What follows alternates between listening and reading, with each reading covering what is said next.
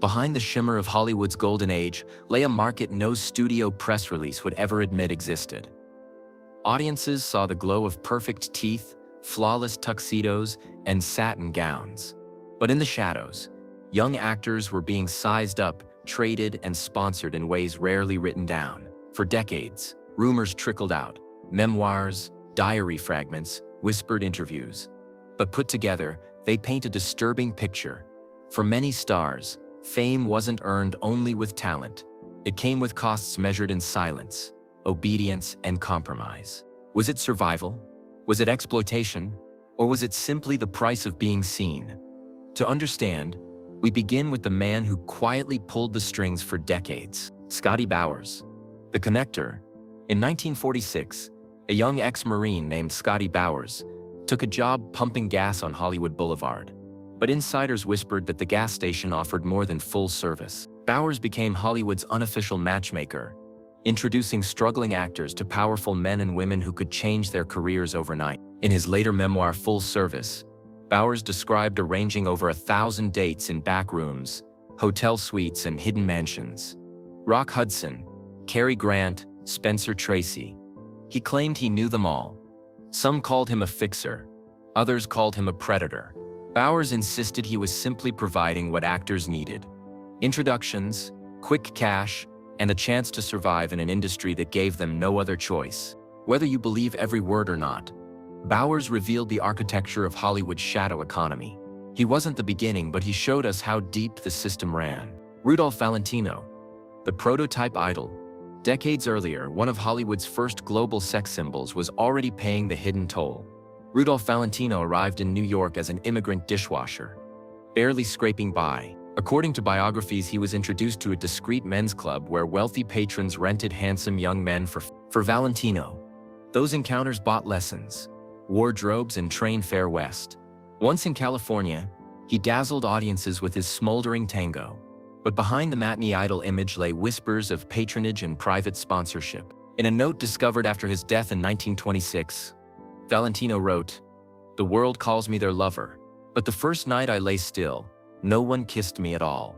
His sudden death from heart failure triggered riots in the streets, but no fan knew how many quiet payments had built the dream. Ramon Novarro, Sacred vs. Studio. Another silent-era star, Ramon Novarro, embodied the grandeur of MGM's biblical epics. On screen, he was the chariot racing hero of Ben-Hur. Off-screen, stories painted a different picture. Navarro fled poverty in Mexico and found work as a singing waiter in Los Angeles.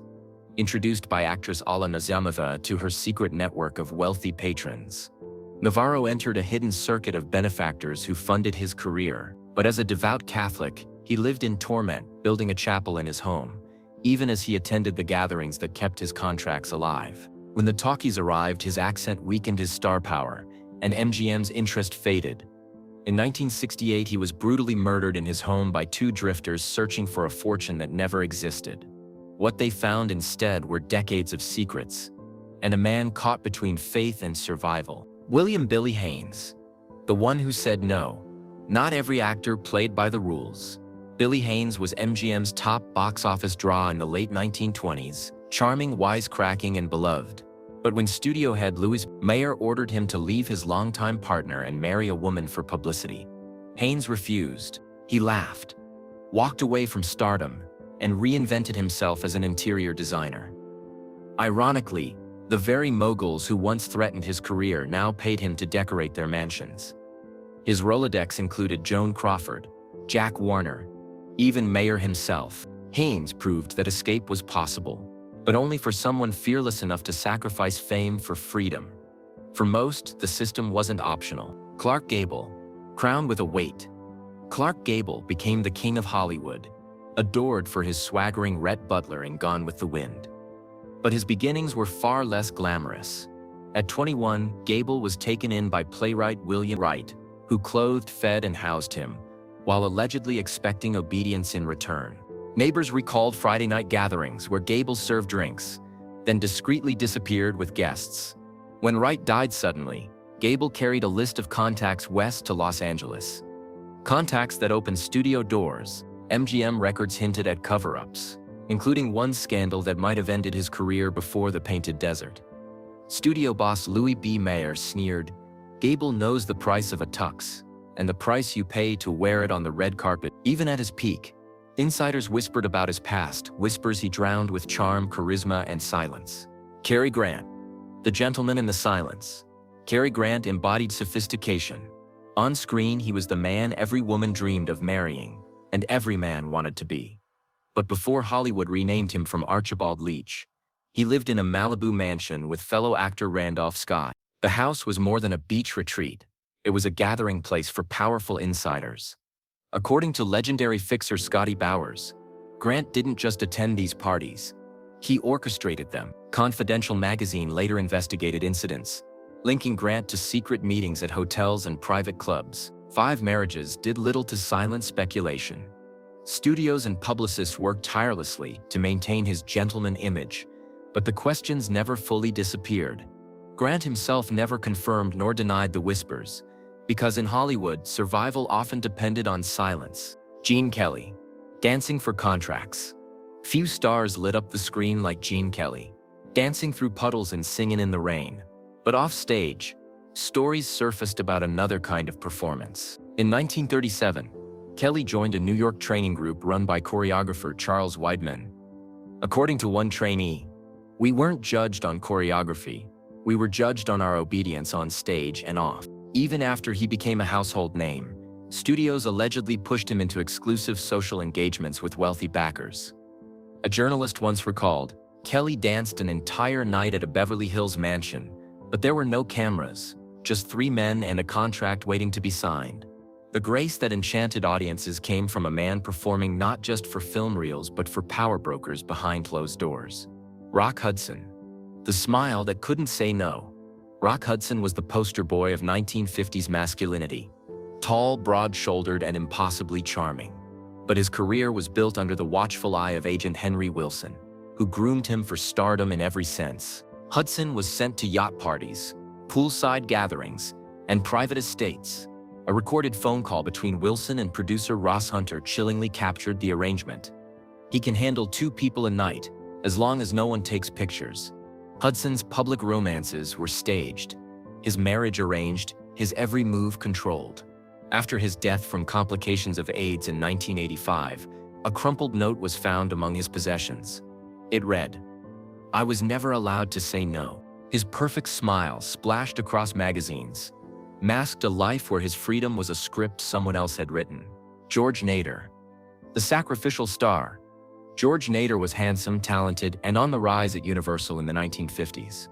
But his career was sacrificed to protect someone far more valuable, Rock Hudson. When Confidential magazine threatened to expose Hudson's private life, Universal struck a deal, handing over dirt on Nader instead. Practically overnight, his career evaporated. He quietly moved to Europe with his lifelong partner, Mark Miller. Hollywood discarded him, but Nader found a second life as a writer, penning science fiction stories about a future where sexuality was no weapon. He proved that while fame can be stolen, dignity sometimes lasts longer than a contract. Tab Hunter, the manufactured idol. Tab Hunter was America's golden boy, his surfer smile plastered on teen magazines. But behind the gloss lay a carefully managed illusion. In 1950, Hunter was arrested at a private party, nearly ending his career before it began. A powerful producer bailed him out with an exclusive contract. Agent Henry Wilson then whisked him into Hollywood's Canyon Party circuit, where moguls sized up young men like racehorses. Hunter's public romances with Natalie Wood and Debbie Reynolds were fabrications, designed to keep the press quiet. In his 2005 autobiography, Tab Hunter Confidential, he finally admitted, "I wasn't chosen for my acting. I was chosen because I was quiet and beautiful in the way Hollywood needed." Behind every Technicolor laugh in his beach movies was the calculation of a man trading dignity for survival. Troy Donahue, the Canyon Circuit casualty. If Tab Hunter was the 1950s idol, Troy Donahue was his 1960s successor. With his blonde hair and surfer looks, he became a national heartthrob. But his introduction to Hollywood came through the same Canyon Circuit. At one gathering in 1958, Donahue was summoned into a private room with Jack Warner and 2 wealthy backers. A server recalled, "He came out pale as a sheet, He hadn't been asked to act just to let them see him without clothes. Within weeks, he had a 7-year contract. Donahue's fame skyrocketed with A Summer Place. But he wrote in his journal, "Every time I appeared on screen, I had to erase a part of myself. Addiction and obscurity eventually consumed him." His golden boy smile, once a national obsession, hid scars from nights that no studio press release would ever print. Van Johnson. The Ledger of Blessings. Van Johnson was marketed by MGM as America's wartime boy next door. Clean-cut, freckled, always smiling. On the surface, he embodied small-town innocence. Behind the scenes, he kept a spiral notebook that told a different story. Johnson had arrived in Los Angeles with nothing but optimism and $13. Soon, he discovered that kindness in studio cafeterias was reserved for actors whose names were already on dressing room doors. A discreet music patron stepped in. Johnson began attending luncheons and garden parties where silver-haired benefactors slipped envelopes into his jacket pocket. Every entry in his little notebook balanced gratitude against dignity. One luncheon equaled a month's rent. One garden party paid for new tap shoes. Another for headshot prints. Johnson called it his ledger of blessings. On screen, his wholesome grin looked effortless. But pause a frame too long and you'd see the calculation behind it. The price of every punchline already signed and sealed. John Gavin. The Ambassador's Mask. John Gavin had aristocratic features and military polish, fresh from the Navy and Stanford University. He looked every bit the Hollywood leading man. But his career began not with auditions, but with invitation. Gavin attended high-stakes poker games hosted in Beverly Hills drawing rooms. He didn't bring cash. His buy-in was his looks and his manners. According to a Universal Studios chauffeur, Gavin was often driven to a Santa Monica apartment at midnight. Men in tuxedos waited inside. He stayed for an hour. When he emerged, he simply said, "Take me home. I need a shower." Roles seemed to fall into his lap after these encounters. Imitation of Life with Lana Turner. Psycho with Janet Leigh. Later, Gavin's poised charm earned him an appointment as U.S. ambassador to Mexico under President Reagan. Ironically, the same discretion that shielded his Hollywood career now served him in diplomacy. The mask he learned to wear never slipped. Farley Granger. The Penthouse Scholarship. Alfred Hitchcock cast Farley Granger in Rope and Strangers on a train. His nervous charm was unforgettable. But before stardom, the 20-year-old actor shared a cramped flat and sometimes went to bed hungry. Salvation came in the form of a Broadway producer who offered him something more comfortable. A Fifth Avenue penthouse suite. Granger later said he was kept, comparing the arrangement to a scholarship. The penthouse came with an unspoken contract. Attend soirée, be attentive after hours. Remain discreet forever. It lasted for 15 years. In his memoir Include Me Out, Granger confessed, "Arthur taught me how to love, how to pretend and how to lie down when I needed to keep a role."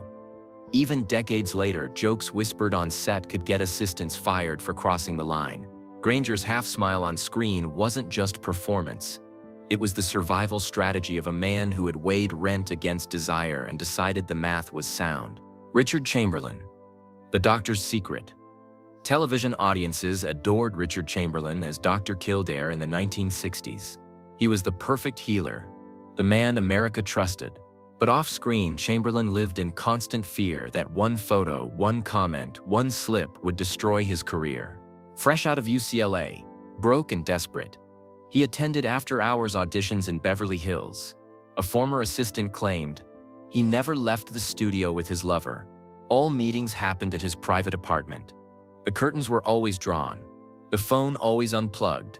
Chamberlain became a master of discretion. He wore the mask of a gentleman for 4 decades, never allowing the public to glimpse his reality.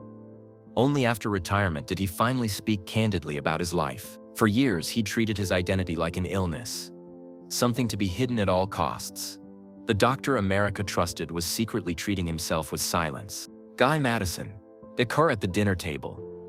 Guy Madison was every inch the matinee idol. Perfect teeth, broad shoulders, the image of American masculinity. On screen, he starred in the adventures of Wild Bill Hickok. Off-screen, his survival story was stranger. Before his break, Madison worked in the kitchens of elite mansions. According to hotel staff, he wasn't just hired to serve food, he was asked to stand shirtless as decor during dinner parties. Guests admired him like part of the furniture. Later, he'd be summoned into bedroom. One weekend trip to Catalina Island bought him the convertible that became his signature. Another encounter paid for acting lessons. By the time MGM handed him a cowboy hat, Madison had already learned the real script. In Hollywood, the spotlight didn't just reward hard work, it rewarded silence and compliance. Tony Curtis. Not in the script. Tony Curtis was brash, charming, and devastatingly good-looking. Before Some Like It Hot made him a household name, Curtis bluntly admitted to a co-star, "To get roles, I've done things that weren't in the script." In 1948, at his first Universal audition, a producer allegedly looked him over and asked, "Are you obedient?" Curtis spent the following week living in a casting director's apartment. Soon after, he landed his breakout role in Criss Cross. Curtis later acknowledged these arrangements with a kind of streetwise pride. He scribbled in his journal, "If people knew what I did to get this role, they'd never think I was sweet again." Unlike many actors who buried their past, Curtis reframed his compromises as survival tactics. The swagger that defined his career wasn't arrogance. It was armor forged in the compromises of his youth. Anthony Perkins, Anxiety Made Flesh. Anthony Perkins is remembered forever as Norman Bates in Psycho. His twitchy mannerisms and nervous eyes terrified audiences. But those traits weren't just acting. They came from real fear. Perkins was discovered in New York, moving through music evenings arranged by attorney Roy Cohn, who connected young men with powerful media figures. Rumors swirled that Perkins was bound by contract clauses that demanded more than performance. In unpublished letters, Perkins confessed, "I'm not afraid to die for a role. I'm afraid people will find out how I had to die slowly to earn it." He told a psychologist later, "I'm no longer me, I'm a deal. A gift that was traded." Every anxious glance in Psycho carried more than character work. It was the trauma of a man who spent years performing not just for audiences but for the hidden powers behind the screen. Montgomery Clift. The Bill Comes Due. Montgomery Clift's haunted eyes defined classics like From Here to Eternity and A Place in the Sun. But those eyes carried memories of debts paid in silence. Before stardom, Clift attended mansion auditions where contracts were never signed, but expectations were made clear. Elizabeth Taylor, his closest friend, once wrote in her diary that Clift had confided, "I traded intimacy for a part. Every time I remember it, a part of me dies." Clift calculated each favor like mathematics. Rent divided by charm. Self-respect subtracted only as survival demanded. One wealthy patron covered 2 months of bills. Another bought the coat he wore on screen in Red River. After his disfiguring car crash in 1956, executives worried about ticket sales. Clift worried about whether his scars would reveal deeper wounds. Addiction to pills and alcohol dulled the memories, but the arithmetic never balanced. He died at 45, carrying the bill no one else could see. Marlon Brando. Weaponizing the system. Marlon Brando broke every rule on screen and off. He didn't whisper about compromises, he flaunted them. At a press party in 1975, he casually declared, "I slept with anyone who could give me a part, male or female. It didn't matter, as long as they had power." A diary found after Brando's death listed 14 powerful men who shaped his career through arrangements. One name was Jack Warner, who allegedly made a scandal vanish so Brando could star in Julius Caesar. Unlike others who lived in silence, Brando weaponized his past. He turned survival tactics into swagger, using the very system that once controlled him to bend Hollywood to his will. James Dean haunted on cue. James Dean's restless gaze in Rebel Without a Cause made him immortal, but insiders claimed those haunted expressions were no act. Before fame, Dean was a farm boy sleeping on Hollywood couches. In 1951 at the Chateau Marmont, he was reportedly marked as number 6 in elite gatherings where producers handpicked companions. He caught the eye of Rogers Brackett, a theater director who became his sponsor, controlling his life in exchange for opportunities.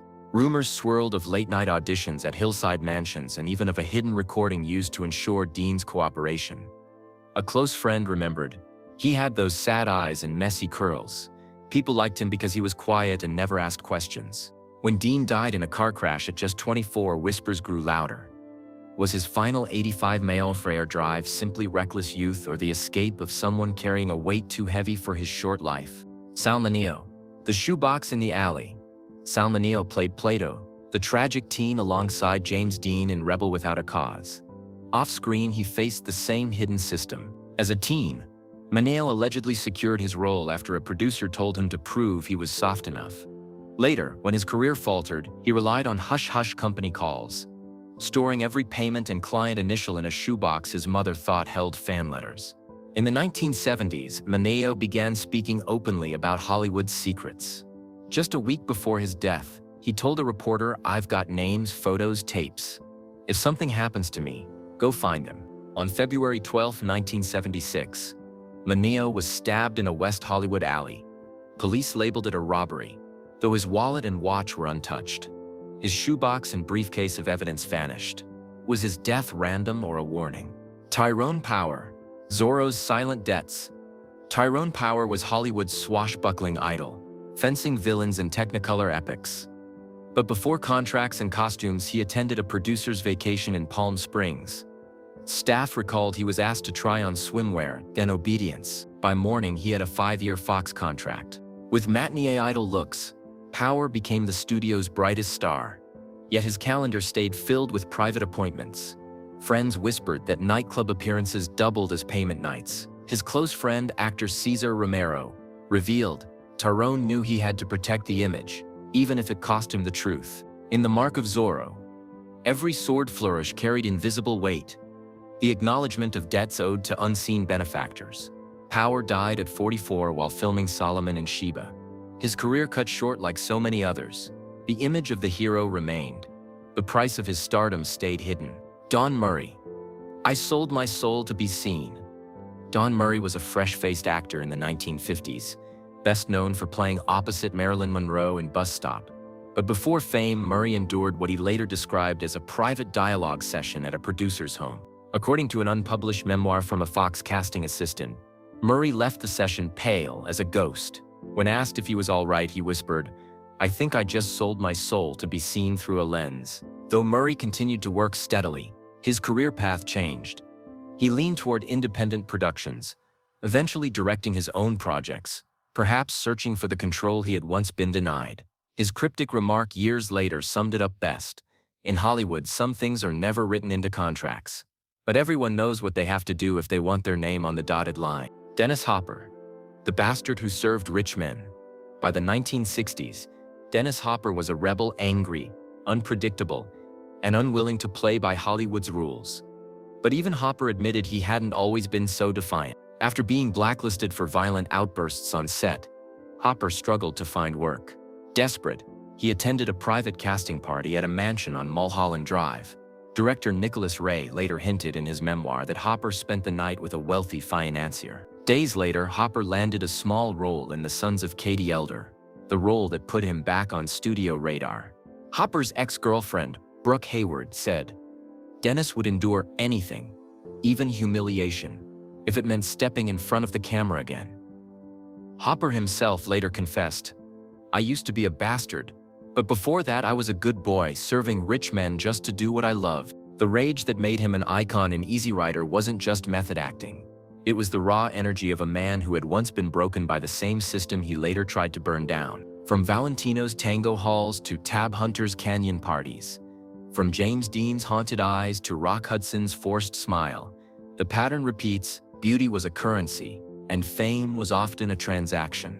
Some survived it, some mastered it, and some were destroyed by it. But here's the real question. Was this a relic of the past, or has the system simply adapted? Today, contracts, NDAs, and image consultants have replaced studio fixers and whispered ledgers. Yet the power imbalance remains. For every star who lights up a marquee, there may still be a hidden cost no audience ever sees. So what do you think? Were these isolated scandals of a bygone era? Or does Hollywood still hide a shadow economy behind its red carpets? Share your thoughts in the comments below. And remember, the next time you see a perfect smile on screen, ask yourself, what did it really cost?